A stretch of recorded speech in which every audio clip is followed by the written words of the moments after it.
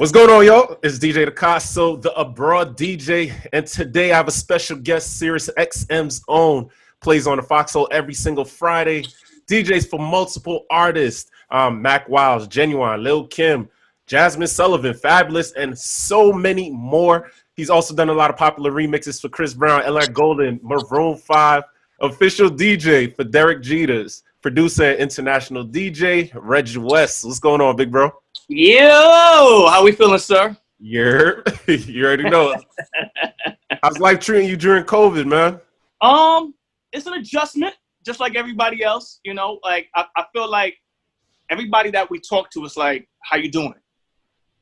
We doing the best we can. You know what I'm saying? Like for people like me and you, our professions have been altered like completely. You know, with the situation. Because even when we go back, it's not gonna be what it was. Different. Yeah. You know what I mean? How you keeping your spirits up though?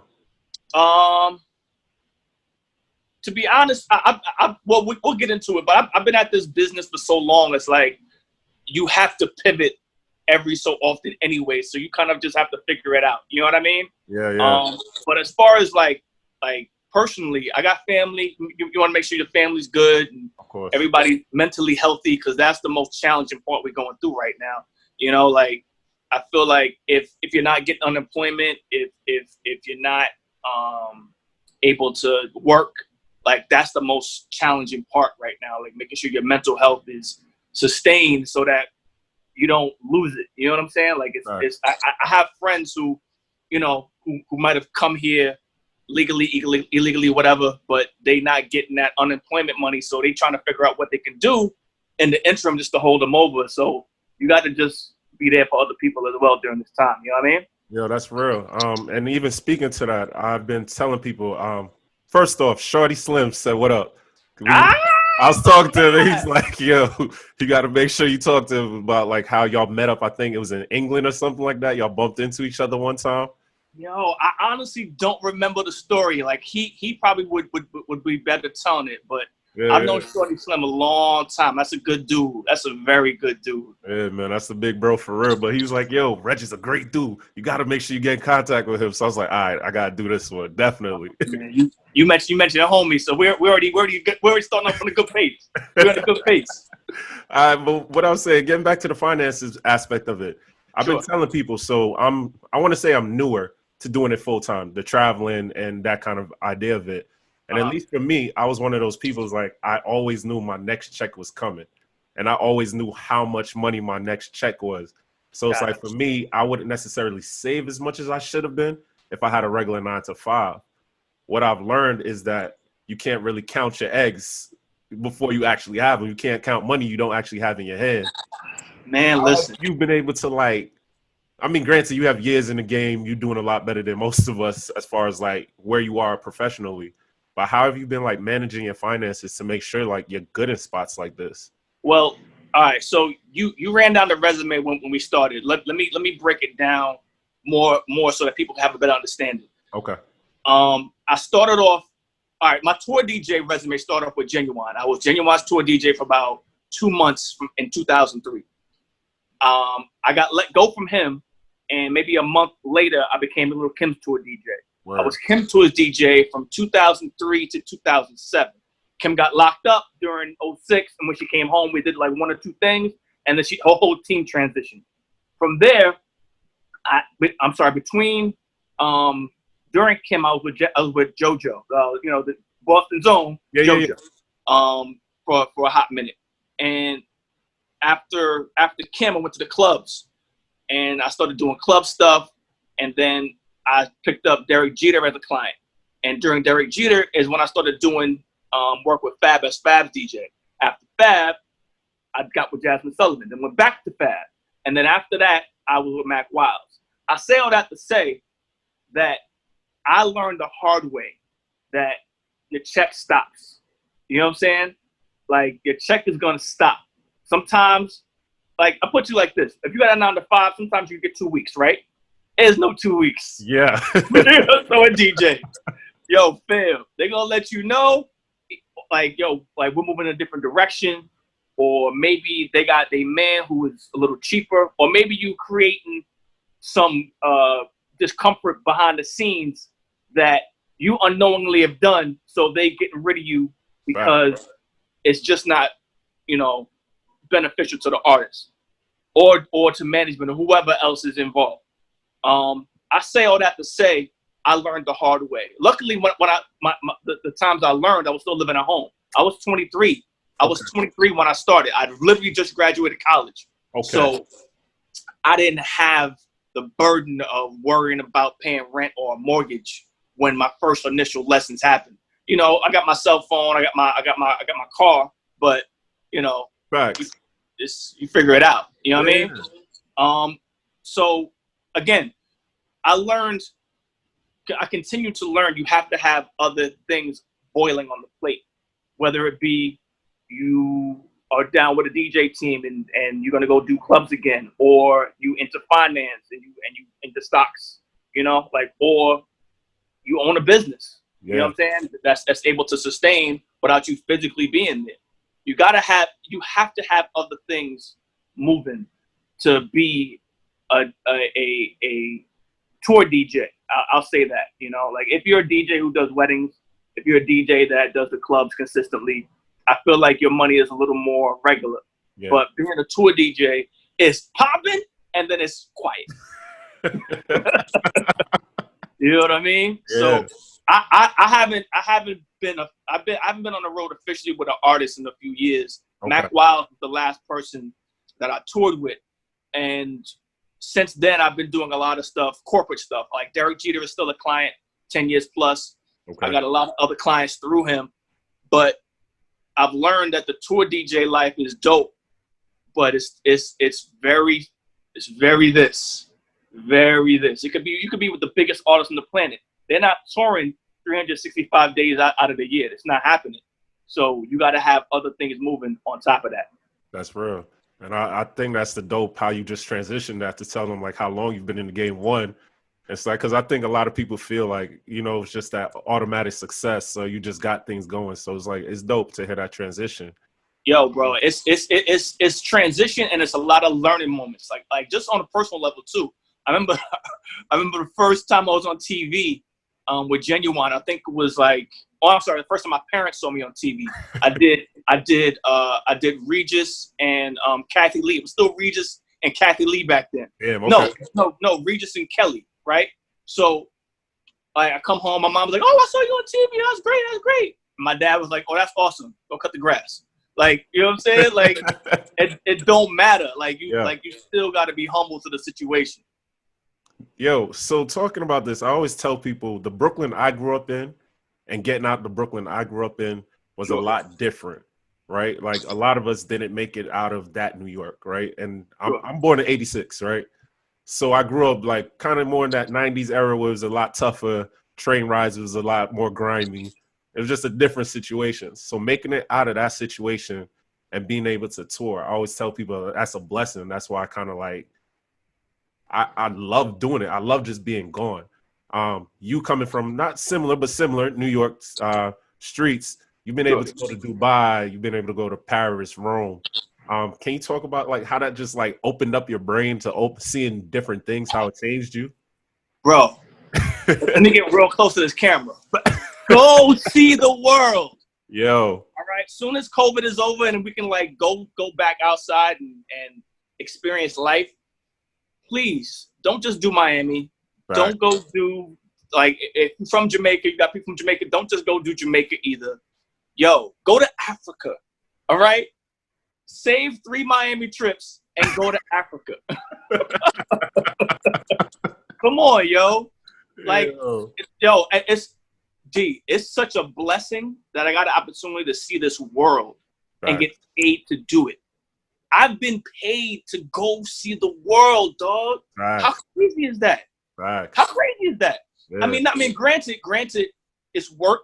So I'm sure you have work friends like me that I travel for work and you don't see outside of the hotel or outside of the office because you working. And usually that's the case with us. Like we land, we go do sound check, we go back to the hotel, we get something to eat, we go do the show, and we out. But me, I stay up 24 hours. I'm not playing. I'm going. The first time I went to Dubai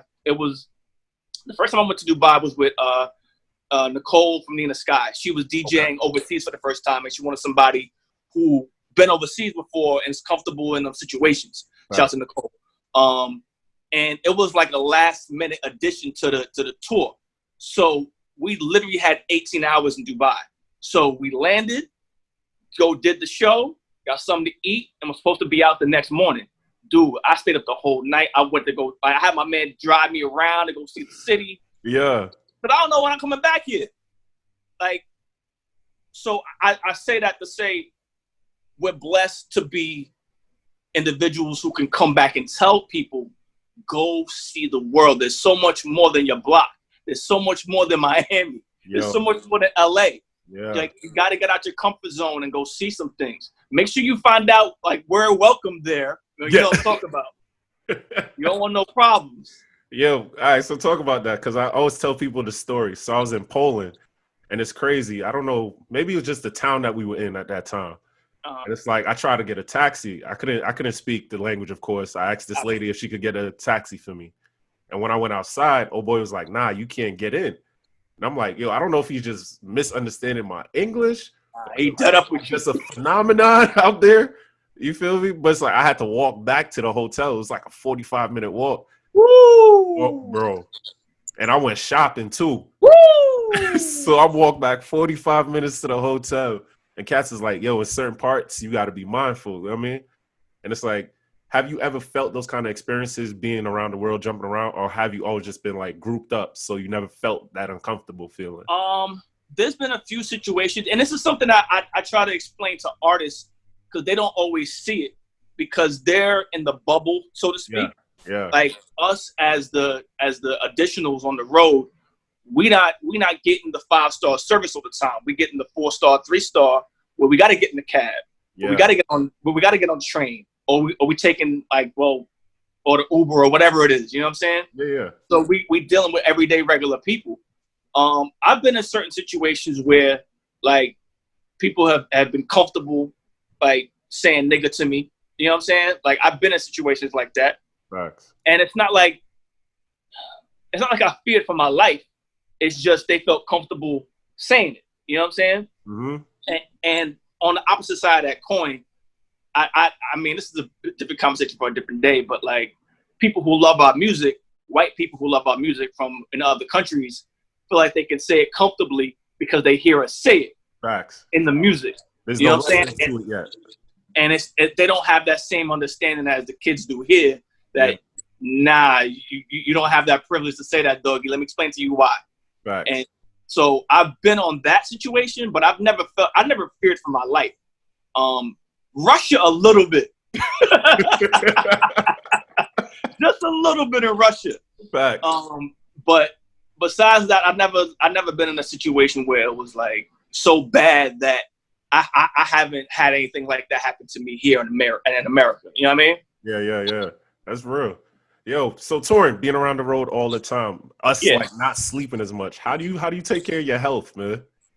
Wow, that's a great question. It's late nights, because I know it's like late nights, nothing open after a show. Sometimes it's like I'm eating snacks all the time, but it's like, well, I just turned 40, right? Okay. And I feel like when I was in my 20s, I started when I was 23. Yeah. In my 20s, it didn't bother me so much because I don't know about you, but like before I became a tour DJ and I was in college, I went to college, I had an internship, I did the clubs, and I also worked for my pops. My pops had an auto repair shop. So like doing all that, I was probably sleeping like 6 hours a night, like at best during like the peak time. So my body was already conditioned. You know what I'm saying? As far as the food part goes, yo, you know how it is being in other countries. Like, you eating stuff you never heard of before. Like, yo, what is this? Oh, it's like mayo. It is not like mayo, dog. Yep. What is this? Yep. And and then you like go like to the fail-safe of McDonald's. McDonald's don't taste like McDonald's are here. Nah. Even though I don't eat McDonald's anymore. But like back when I used to eat McDonald's, oh my God, nah. Nah. So yeah, I think those are like minor challenges that we had to deal with. You know, and I don't say those things to like belittle anybody else's like like, oh, we getting 8 hours. Like, nah, like it's cool if I get 6 hours or 4 hours of sleep, because I'll sleep on the plane. Right. You know what I'm saying? Like, it's cool. You got to just deal with it some days. It's all good. Yeah, yeah. All right, so talking about traveling, and I always tell people this, I love traveling. I love the experience of being able to see the world. Yeah. I'm 6'2", right? I already know where you going with this. It's uncomfortable, bro. I love the destination. I love getting there. I hate the in-between process. Yeah, because when you go overseas, them cars ain't as big. No, luckily, luckily, I'm fortunate.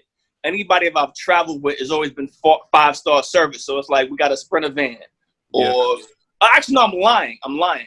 Because I've been with some of my friends who toured, and or even with myself. Because I'm sure you've been in a situation where you get booked with the artist someplace, and you're able to go back on your own and go DJ at these places. When they book you to come back, it is not that Sprinter van outside. It is the Volkswagen. So you got to pack your bag in the Volkswagen, and they taking you to the hotel. It's a fly hotel. Yeah. But like you said, the car service ain't the best. I'm 6 feet, so I can understand your situation. And if you fly in coach, the 8-hour flight, bruh, you better make sure you got that aisle seat. You know what I mean? You got that aisle seat. Stick your leg out nice and comfy. You good. Hell yeah. Hell yeah. All right. So you have the opportunity to work for like both women and male artists, right? Sure. Is there a different expectation you feel like as a DJ as far as like what you're supposed to be doing, whether you're supposed to be that big like bodyguard situation, like, like just that transfer of like that male energy to female energy? Do you feel like there's a difference? For me, right? Yeah. And all right, I'll break it down like this. When I first started in the business, I was very green, like super, super, super green. Okay. Because like I was very sheltered growing up. I grew up on Long Island, like I mentioned. I went to college, and in college I ran this hip hop club. Okay. Where we put on shows. We put on like tutorials on how to do your contracts and stuff like that. Word. And like we were about our business. I went to a music school. Okay. So I used the comparison of like a lawyer becomes a lawyer when he or she passes the bar, but a lawyer really becomes a lawyer when they get in that courtroom. You know what I'm saying? So I've been DJing around the way in Long Island in the city and doing this and doing that, but you don't have a full understanding of how the business works until you're in it. Right. So I was getting schooled a lot. I lost my first gig because of my ignorance. You know what I'm saying? Like, so that's what Genuwine. I definitely was me. Like I was in a situation where the money was funny, and I made it a situation where all of us were going to talk about it together. And they were like, "Oh, this guy's a problem." Right. You know what I'm saying? Like when I could have just brought it to someone's attention individually, but I'm over here stirring a pot, thinking we're gonna get this done together. Because like I said, in school, we do this together as a group. Nah. You in the big boy world now. Facts. So when I moved to Kim, I still was learning a lot about the business and what to do and what not to do. I was very much a student when it comes to like the like getting A to B. On stage, I was an animal. I ain't gonna lie. I did my homework, I did my research, I studied. Yeah. I was nice. Nobody gonna tell me I wasn't nice on stage with them. Like that's never gonna be a situation. I made sure I did my homework every time. And particularly with Kim, when I started with Kim, shout out to my big bro DJ 45. DJ 45 was Kim's tour DJ before he left his position to go move to Fab, and I was already hanging around them, and they knew me. So the opportunity came up for me to come be her DJ. Okay. Now, there was no sound check. There was no rehearsal. There was no nothing. It's just, Reg, we're going to VA, showtime. We have a 45-minute set. Word? Okay. So with that being said, I literally had to go do research and body the show. But when it comes to like being a big bro or little bro to people, I was probably little bro for a very, very long time because, like I said, I was so green to how it works in the real world. You know what I'm saying? When it came to Mac Wilds, I'm still big bro.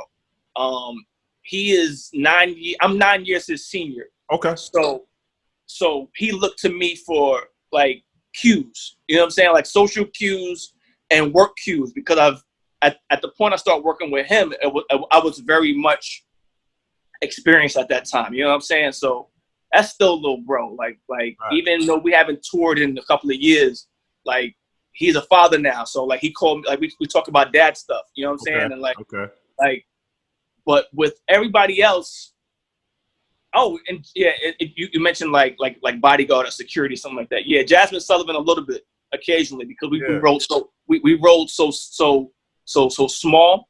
So yeah, occasionally it was security role. Like yo, like all right, okay. You know what I mean? I'm saying because I've caught myself sometimes like just being that protective person in general.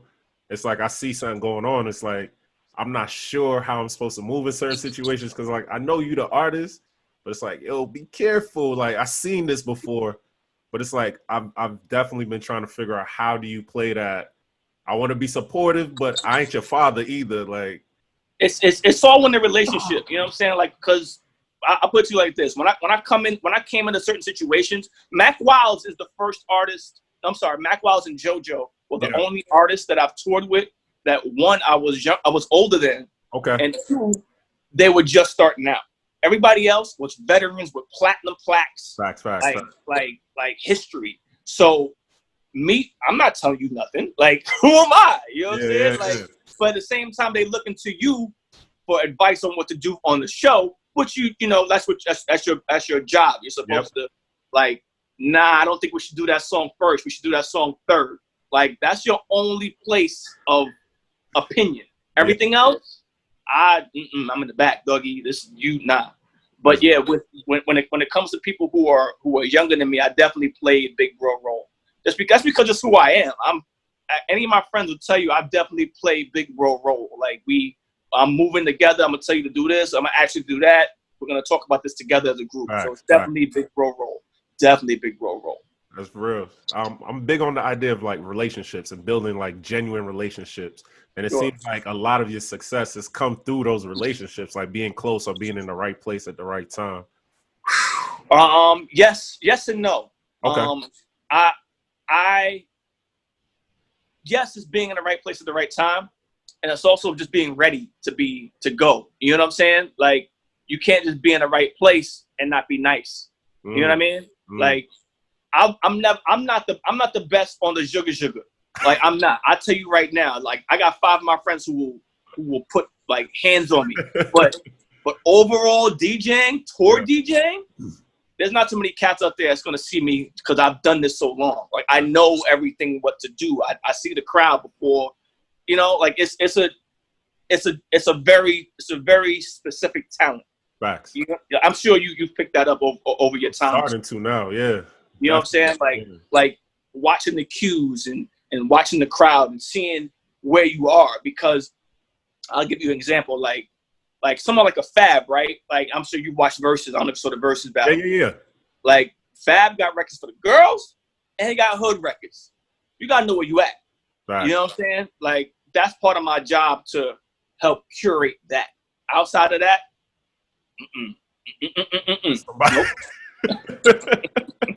That's real. But even with the relationships, so when you're on the road, outside of being with your artists, do you necessarily feel like it's just been work that you put in to get those extra gigs? So like a lot of people are talking about, or at least have asked, with traveling, right? Because they see you with your artists, you do your thing. Sometimes the artist comes to the club with you, and sometimes you rocking your own club. Your own gig. Is that stuff that you're putting in your own work, or is that like a management kind of finagle it together? It's always been me. I mean, I have friends who have situations with the artists who are all right. Earlier in my career, it was less about being a friend to the artist. It was more about I'm here to work. Yeah. Like if I go, like it's like I'm punching the clock. I'm here to work. We do our thing. Show's over. I'm going home. I'm not hanging out. That's just how I grew up. Like I was very much about, I'm here for the work, I'm here for the job. Everybody gonna be nice with family on the road, but like nobody is trying to like kick it afterwards. And I felt that, again, this goes back to the level of artists that I dealt with early in my career.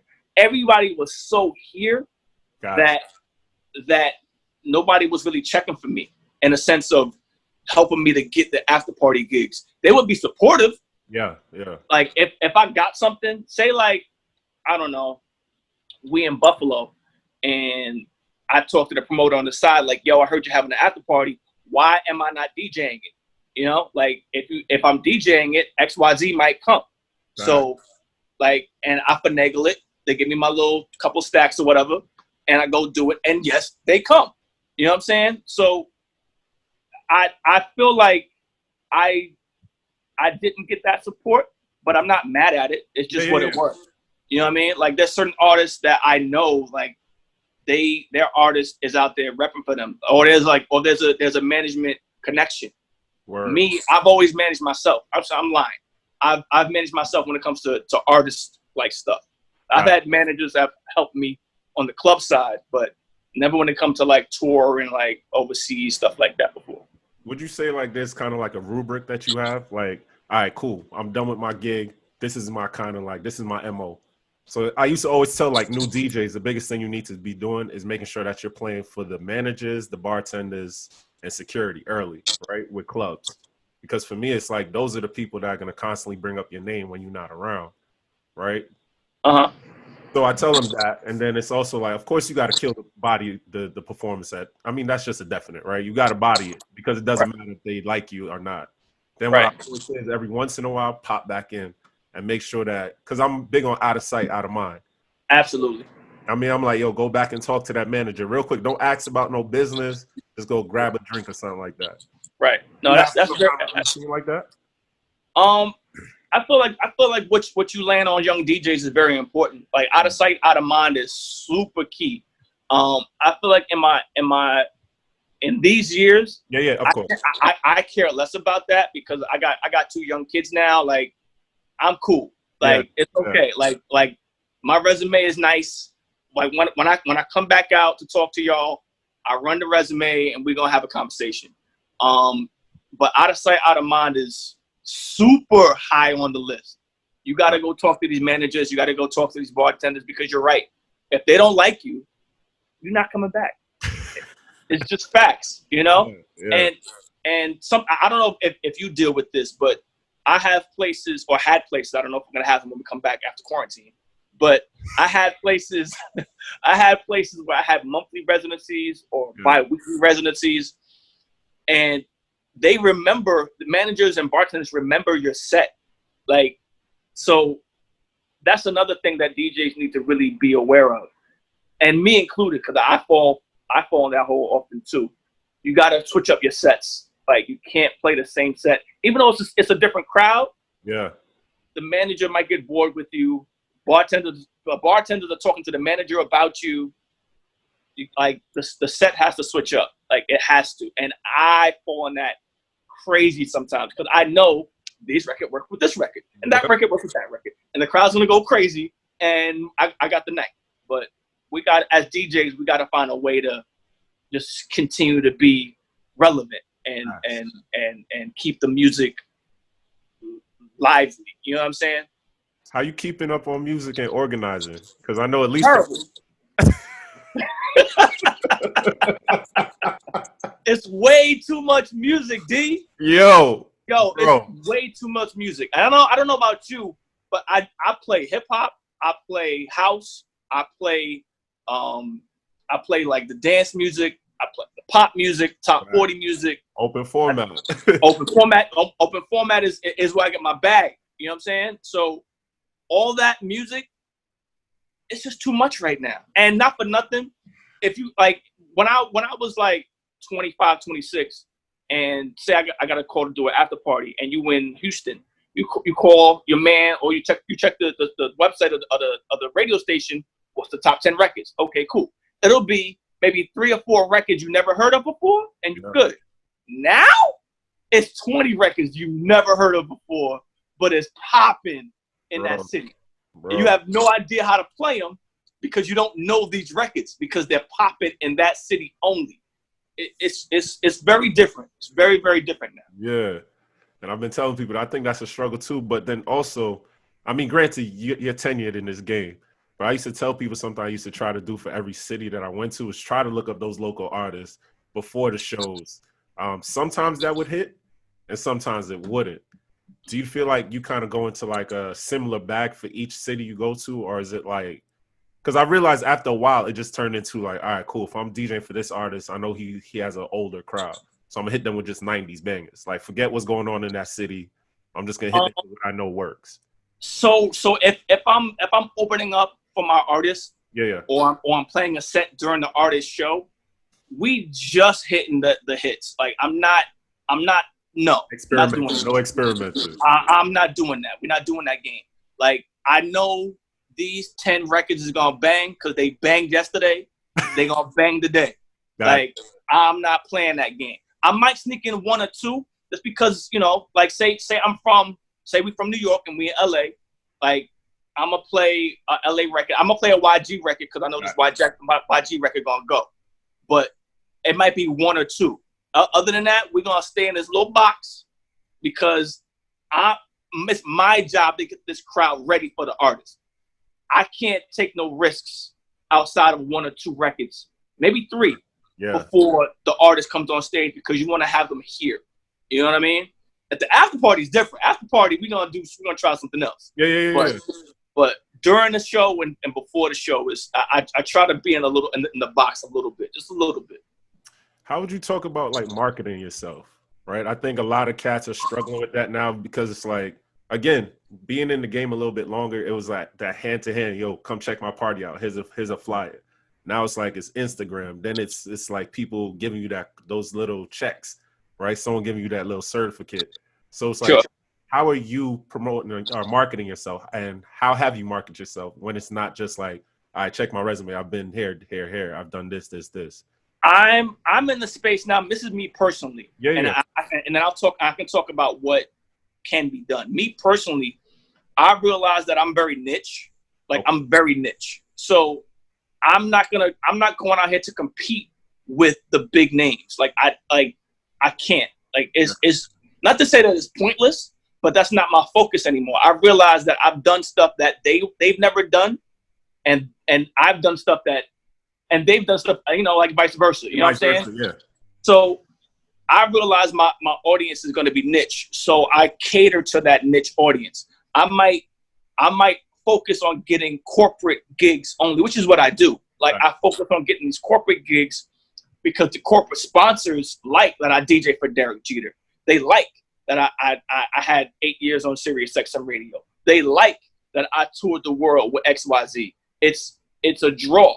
Yeah. But when I feel like when I'm trying to compete with, you know, the local hotspot, it kind of gets a little what's the word I want to use? It kind of gets mixed, like lost in the sauce. Nice. Because what I might be looking for on the bread, someone else will do for half the price with a third of the resume and have the same music. Yeah. You know what I'm saying? So I have to really realize that I'm in a niche space. I have to stay in a niche space if I want to get the money I'm looking for. That's right. At the age I'm at, I don't want to be outside if I don't have to be. You know what I'm saying? Like I don't want to be out at the club at 4:00 in the morning trying to have a conversation with somebody about booking me the next week. I'm good. I'm gonna go take this gig with this furniture company that's having a gala. I'm cool. It's cool. It's cool. I've done that already. I'm fine. Thank you. You know what I'm saying? So my I guess advice to people that's younger than me is that there's stages. You know what I'm saying? Like everybody, there's stages and spaces. Okay. Because no one's gonna do what you can do, and no one's gonna do what I can do. Like nobody's gonna do everything I've done exactly. You might play some satellite radio, but you might never tour with an artist. Facts. You might pick up a gig, I don't know, DJing for Red Bull, for the soccer team. Yep. But I might never do that. You know what I'm saying? You got to find out where your niche is and go with that.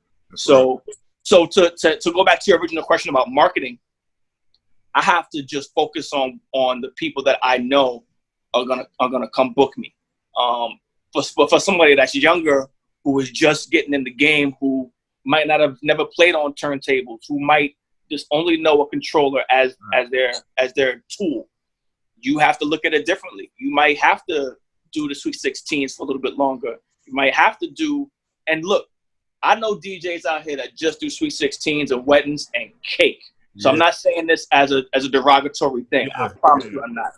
But that might have to be your lane for a little bit, even if you don't want to do it.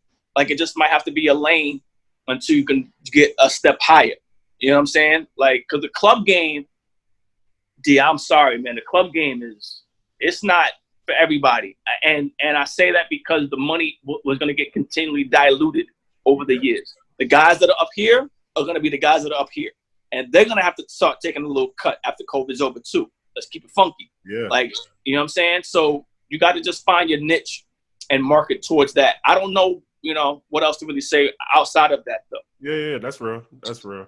I'm really big on community, right? And again, this is the whole idea of this podcast. It's like I'm trying to bridge that gap between like the more successful DJs and the young DJs, the more successful artists and the young artists, and just give them that little middle gray area information, right? You've been able to work with Derek Jeter through the Jeter's Leaders, right? That's correct. And that's promoting like youth leadership and social change. How do you get into that, and like what's like your motivation outside of the money and the connections? What's that thing that's keeping you involved with that? Well, this goes back to what you mentioned earlier with relationships. Yeah. Derek Jeter's sister runs the non-for-profit organization. That's my homie. Like, we had a mutual friend. Well, I might as well tell you how I started with them. We have a mutual friend who. You get me, bro? I'm sorry. Yeah. We have a mutual friend who introduced us, and I started doing some of the smaller events for the organization. And like I mentioned earlier, you have to kill these events. So I did a good job. Popular. People are calling. Popular. I'm sorry about that, brother. I did a good job with that event. Next event, and then I did an event where it was I was being the open up guy for DJ Premier at an event for them. Word. I did a good job, and then it just continued. So with that being said, it's all about the relationships, and I love working with them. Like they're like family now. Like, it's a great organization that's doing great things for the kids. But outside of that, I've been allowed to play a lot of his fundraisers, and his fundraisers are crazy. Right. He got this fundraiser that is in Las Vegas every year. It actually got canceled because of COVID, but we're in Vegas every year. It's like when I first started doing it, it's like all of your icons from the 90s is there. Like Jordan is over here, Charles Oakley over here, John Starks back there, CC Sabathia over there. And I'm playing music for these guys. So it's a dope experience just being a fan. Like I ain't gonna front. Sometimes I have to catch myself because I'm still a fan of dude. I'm like, yo, Derek Jeter is right next to me. like just chilling. Like this what's going on.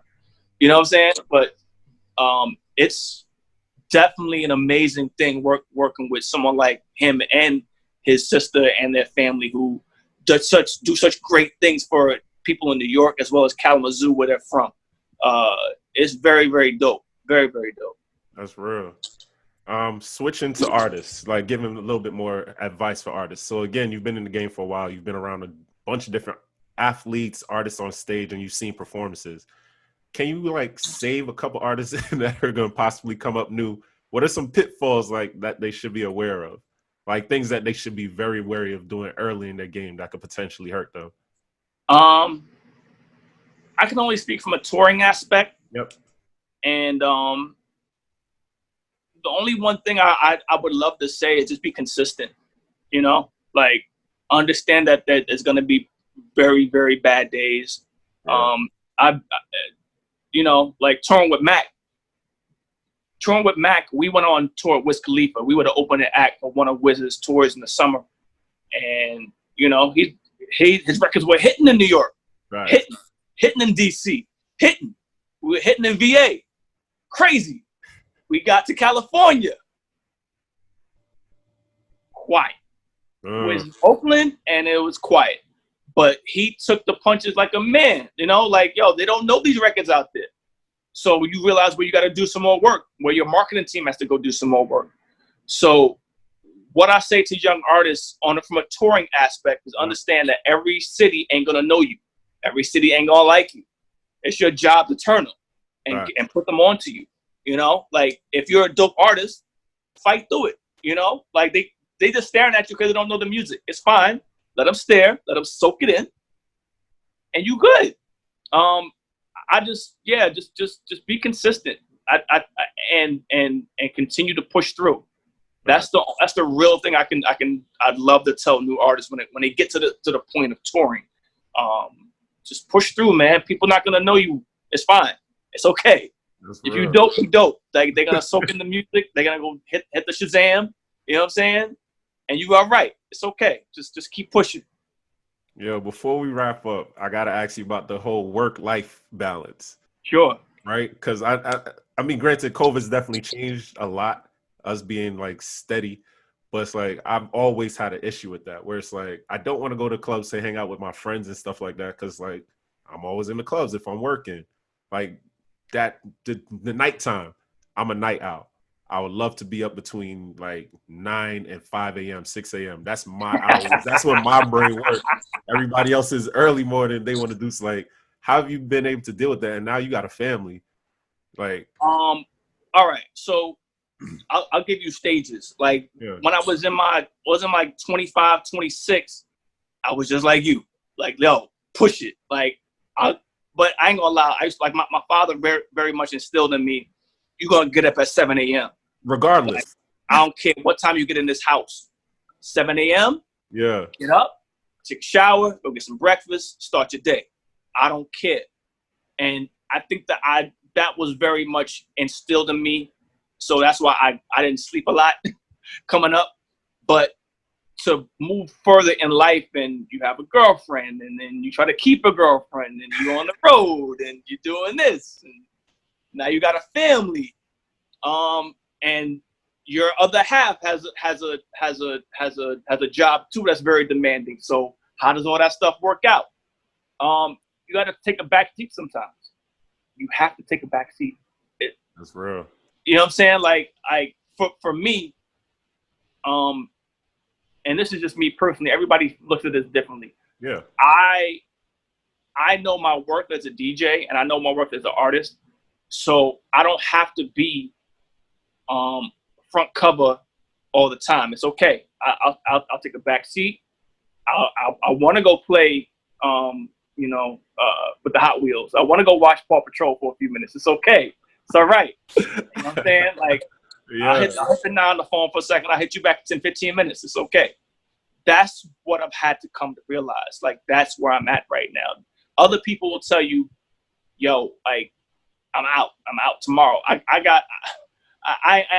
will tell this story though. Like I have like been on the road literally the day of a birthday and got back in time for a birthday. You know what I'm saying? Like, or I have left town like a week after my son came. You know what I'm saying? Like, cause if I don't, you know what I mean? But I was here. Yeah. But I was here. But I gotta go now. I watched this interview with DJ Khaled recently, and he mentioned how important it is for him to be there in moments, but at the same time go get that bag, because he knows who he is. You know what I mean? Like he told the story of how his son was born, and that same day he went to go to the studio with Drake. Like, that's a little OD for me. Yeah.